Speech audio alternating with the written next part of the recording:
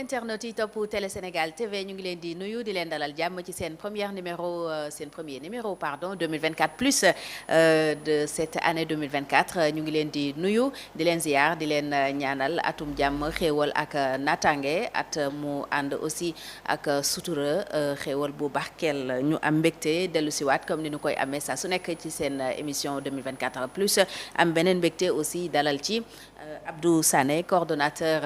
ex-Pastef Ziguinchor ñu ngi lay nuyu di la dalal jàmm ci 2024 plus.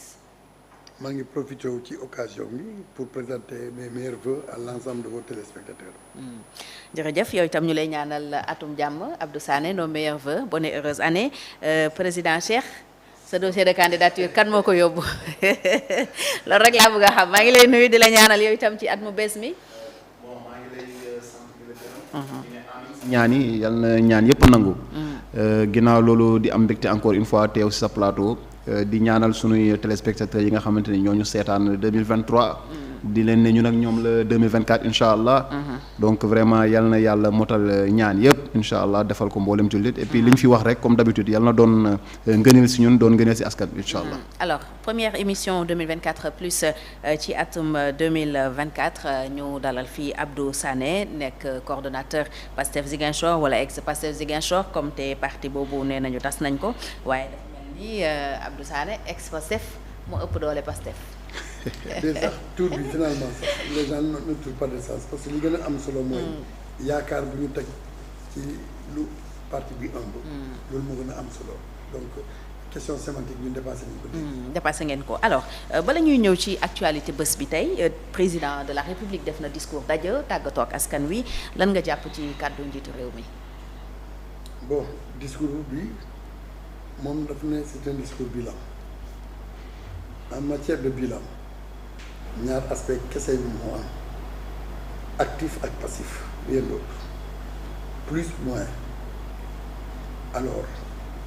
dafa nekk un président boo xam ne il se cherche en réalité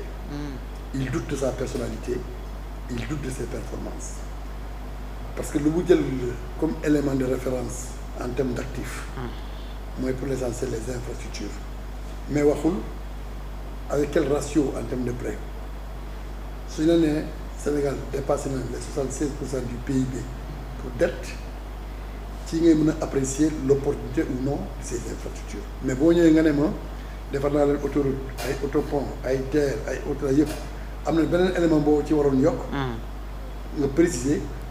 ñaata nga ci dugal ak foo jëlee xaalis bi ci bor ak ñaata génération ñooy ñëw fay yooyu ak par rapport à la hiérarchie des priorités et c'est ça mais lu gënoon am solo mooy bu nekkoon président bu humble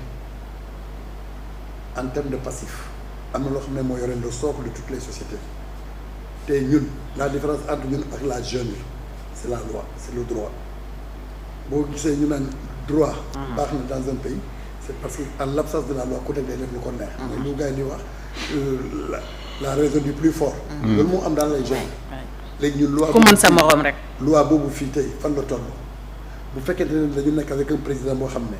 wóolu na boppam ba mu am doole di bakku di am lu kut bu muy teg ci kaw ay dossiers juridiques ñu am président boo xam ne à la télé il parle en juriste et dans les faits il parle en marginal parce que moom moo ne il va veiller au respect des décisions de justice mu nekk le premier lui-même à fouler au pas les affaires là te waxu ci dara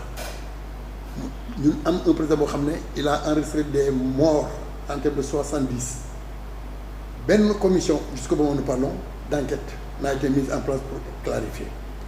ñu am président boo xam ne mi ngi bakku ci bilan mu fàtte ni l'expression nervi c'est sous son règne terme génn nervi yooyu lan la dañu toog moom mu accusé ni dafa am ñoo xam ne ñoo jël ay gànnaay pour remettre en question l'ordre républicain du Sénégal sax moo ko démentir c'est une presse étrangère moo teg ay éléments pour wane ni le malfaiteur se trouvait même dans les rangs des forces de l'ordre ñu identifié ko de fameux numéro 9 en rouge mu nekk loo xam ne gàcce la pour Sénégal parce que war ñu xaar ba une opinion internationale dañuy wax sax ce qui se passe chez nous loolu am na fii donc en termes de passif il y a beaucoup à dire en termes de passif loo xam ne moom mooy le fondement de notre société c'est la qualité de ses ressources humaines Sénégal loolu lay bakku université bi mi ngi nii dans l'incertitude. Le système scolaire est là avec la menace. yooyu yëpp nekkul di dox et il n'a pas apporté de réponse par rapport à tout ça. Maintenant le règlement des comptes politiques ak l'institutionnalisation de la haine moo gën a grave. lu ñuy wax institutionnalisation de la haine mooy lan yow tey boo nekkee préfet wala nga nekk juge wala nga am beneen affaire beneen institution boo commandé soo bëggee sa affaire baax il faut faire preuve de zèle. C'est vrai que la justice par exemple n'est plus rendue au nom du peuple mais elle est rendue au nom d'un individu mu nekk loo xam ne on aliène la loi or la loi doit être générale et impersonnelle. nga jël des pratiques de violence inouïe nga xam ne nit ñi teg nañu seen bët tout et tout ngay justifier parce que la seule chose moom mu jot a def c'est de rendre hommage aux forces de l'ordre. Pourquoi? Parce que les forces de l'ordre lui ont obéi mais n'ont pas obéi à la loi. Pourquoi je le dis? boo jëlee la DGE bañ na joxe par exemple ay dossiers de parrainage à des candidats sans évoquer un seul article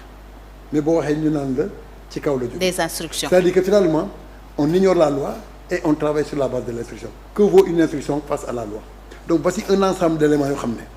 par rapport à l'histoire élogieuse du Sénégal ak fu ñu toll ak lu président wane on sent nettement que il a été un président peut-être par accident mais il n'a pas le niveau d'être président par rapport à notre patrimoine historique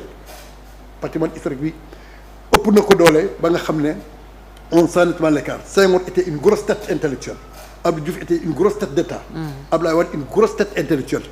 C'est avec lui que le niveau a baissé. Loolu moo indi sax mu répercuté même sur le niveau du débat politique et sur le comportement des Sénégalais de façon générale. Ba finalement ñu fekkee au Sénégal aujourd'hui un Sénégal divisé, entretenu et soutenu par la haine. Loolu moo gën a bon. Peut-être qu'il va se rattraper ak fondation bi mu wax fondation paix développement ak dialogue yaakaaroo peut-être mu mun a servir le Sénégal foofu ak Afrique comme ni mu ko waxee. boo nekkulee un homme de paix soo ne fondation de paix c'est ce qu'on appelle l'hypocrisie. Yaa ngi wax loo xam ne ute na ak sa jikko parce que c'est un président boo xam ne il est belliqueux. Deuxièmement moom am na lu mu fàtte ça dépend de qui di nekk sa président bala muy xalaat loolu c'est ça. N'oublie pas que la Cour pénale internationale a été saisie. booy def fondation dafa fekk nga nekk libre de tes mouvements et autres. mais moom yooyu populisme ak manipulation la ko jàppee. moom populisme manipulation. mais niveau foofu la toll c'est il a un problème de niveau. foofu la toll Macky Sall moom problème de niveau. il a un problème de niveau boo xoolee parmi tous les présidents là koo ci def coefficient Senghor mën nga ko comparer ak Macky Sall donc point de vue coefficient intellectuel Abdou Diouf mën nga ko comparer à Macky Sall Abdoulaye Wade mën nga ko comparer c'est-à-dire que c'est un niveau au rabais c'est la première fois que Sénégal toll hors de Sénégal xam nga pour que Sénégal gën a jafee ok Sénégalais du ñu utiliser ay outils violents mais dañu yor verbe et autres la boo xam ne ku gën a tuuti Sénégal moo lay gën a créer problème parce que lan la suñu doole bi yëpp ci la nekk. ci bopp bi moo tax Sénégal du n'importe moo ko mën a gouverner moom lan la defante teesante ci les kii à preuve il est obligé de s'auto-glorifier en matière de bilan xaaral ba nit wax ko parce que wóor na ko ni kenn du ko mos a rendre hommage moom moo rendre hommage à lui-même. le meilleur hommage. da ngay xaar ba nit ñi wax la ko mais keroog bu muy dem noonu àjjee bi zéro klaxon zéro pleur. C'est comme si à l'unanimité les gens étaient pressés ñun à Ziguinchor on voulait fêter son départ préfet ñëw mu ne 31 décembre kenn autorisé wu ko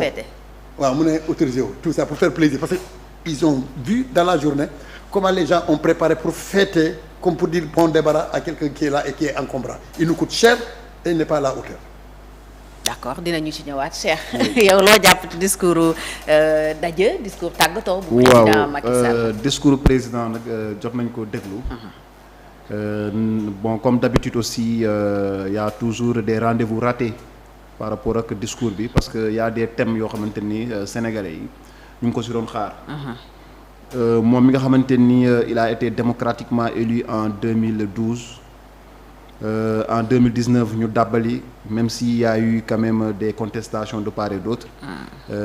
ñu doon xaar tamit président de la République wax ci niveau démocratie Sénégal. Après 12 ans de règne n'est-ce pas nan la fas yéene bàyyee suñu réew mi ci wàllu démocratie ñu gis ne ni aussi par rapport à des rapports yi nga xamante ni c'est même pas produit par la société civile sénégalaise ou bien des Sénégalais mais c'est des rapports qui nous viennent de l'étranger qui vraiment présentent le Sénégal comme étant un pays qui a connu un recul démocratique loolu c'est des faits qui sont là et les faits sont têtus. Donc il y a le rapport de Civicus boo xamante ni bon moo gën a récent wax na si ñu ko doon xaar tamit mu wax ci wàllum ndaw ñi la jeunesse la politique de l'emploi quand bien même il a tenté mais il a eu quand même des échecs quand même qui sont quand même constatés et incontestables yi nga xamante ni gis nañ ko fii ANPEJ et cetera ay DER ak yooyu noonu jéem na mais il a échoué peut-être il n'a pas su mettre la priorité fi nga xamante ni fa la ko waroon def mais gis nañ ne que ça a été des échecs lan la ñu gis yi et encore moins il a des comment dire il a des défauts il a des manquements il a des ratés yi nga xamante ni l'opposition n'a cessé de mettre ça en exergue pour wax ko président am na lu ñuy xaar si yow loo xamante ni defoo ko mais le bilan immatériel quand même reste quand même un bilan criard bi nga xamante ni sénégalais yi je pense que tey président Macky Sall lu mu leen defal bilan boobu noonu day ñëw vraiment xaw a noyer un peu réalisation yooyu tey on va se souvenir du président Macky Sall comme étant le président bi nga xamante ni moo fi éliminer ay opposants après avoir joint la parole à l'acte n'est-ce pas bi mu ne je vais réduire l'opposition à sa plus simple expression ñu yaakaar ne ay wax la ñu gis ne nii ndekete mag li muy fooye mooy dëgg ci moom président jël ki nga xamante ne mooy président Khalifa xañ ko mu bokk élection 2019 ñu gis le président Karim Wade bokkul ci élection 2019 te tey ñu ngi jëm ci élection yi nga xamante ni c'est encore incertain pour beaucoup n'est-ce pas de leaders d'opposition à l'instar de Ousmane Sonko mi nga xamante ni malgré les décisions de justice yi nga xamante ne rendre nañ ko au niveau de Ziguinchor au niveau de la grande du tribunal donc d'instance de Dakar donc grande instance de Dakar ñu rendre ay décisions yi nga xamante ni l'administration pour la première fois s'est barricadée n'est-ce pas ay refusé d'exécuter ni nga xamante ni c'est des décisions de justice mais gis nañ fi tamit avec le président Macky Sall qu'on a enfermé un opposant chez lui pendant 55 jours n'est-ce pas sans une décision de justice donc yooyu yëpp dafa doon loo xamante ni encore une fois ba pare aussi au-delà il faut souligner aussi que la liberté n'est-ce pas de manifester et de se rassembler a été foulée aux pieds donc sous le règne du président Macky Sall on regrette encore yi nga xamante ni les morts yi nga xamante ni am na fii nii yi nga xamante ni c'est dans le cadre de contestation ou de manifestation ay nit ñàkk ci seen bakkan alors que ça devrait être une exception nit war na mën a génn wax li ko naqari wone li ko naqari en toute responsabilité te kenn du sa dee mais malheureusement avec le président Macky Sall on a vu que nit bu jóg wala ndaw bu jóg ne maa ngi dem marche sa yaay wala sa papa lan la lay njëkk a wax fexeel ba boo fa demee non bul fa dem parce que soo fa demee da nga nar a ñàkk sa bakkan wala soo fa demee mën nañ la gaañ wala mën nañ la tëj donc on a vu quand même une restriction des libertés yi nga xamante ni dund nañ ko ci magistère bu Macky Sall surtout lors de son second et dernier mandat bi nga xamante ni vraiment def na ko mu doon des regrets il aurait dû quand même pouvoir sortir par la grande porte mais malheureusement bon je dirais pas qu'il va sortir par la petite porte mais on voit que l'épaisseur de la porte s'est amoindrie et que peut-être le président Macky Sall ne va pas forcément augurer de bons souvenirs aux Sénégalais n'est-ce pas dans 1 an dans 2 ans dans 10 ans peut-être que les générations futures ne pourront pas comment dirais-je le porter en triomphe n'est-ce pas comme ils l'ont fait avec le président Abdoulaye Wade malgré n'est-ce pas quand même un bilan sur certaines choses on n'était pas forcément d'accord que ce soit Abdou Diouf et Senghor mais je pense pas qu'il pourra s'asseoir à la même table que ces présidents-là en tout cas dans le cœur des Sénégalais peut-être même bon de ses partisans qui lui vouent un amour inconditionnel mais quand même dans le cœur des Sénégalais la plupart n'est-ce pas peut-être président Macky Sall du doon ki nga xamante ne dañ koy fàttali comme étant le président qui nous a fait avancer sur le plan démocratique mais aussi sur le plan des libertés. Abdou Sané ñu ñëw jërëjëf Cheikh ci analyse moom solo boobu ñu ñëw ci transparence des élections moom diggée na ni dina ci taxaw woo tamit candidat yépp pour que ñu fexe élection yu dal am ci Sénégal alors gis nañu contrôle parrainage